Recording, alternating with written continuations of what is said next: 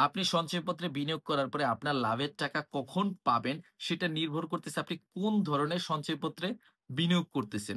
যেমন আপনি যদি পরিবার সঞ্চয়পত্রে বিনিয়োগ করেন তাহলে যেদিন কিনবেন তার পরের মাসের ওই তারিখেই এইভাবে প্রতি মাসে আপনি ৫ বছর ধরে, যেহেতু এটার মেয়াদ ৫ বছর, এইভাবে লাভের টাকা পাবেন। ৫ বছর পর আপনি যদি অটোমেটিক এটাকে রিনিউ করার জন্য আবেদন না করেন, তাহলে আপনার মূল টাকা আপনার অ্যাকাউন্টে, ব্যাংক অ্যাকাউন্টে চলে আসবে। যেই অ্যাকাউন্টে চেক দিয়ে সঞ্চয়পত্র কিনেছেন সেই অ্যাকাউন্টে চলে আসবে।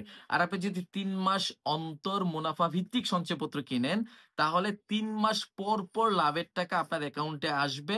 এভাবে ৩ বছর এটার মেয়াদ। মেয়াদ শেষে ৩ বছর পরে আপনার মূল টাকাও আপনার অ্যাকাউন্টে চলে আসবে যদি রিনিউ না করেন।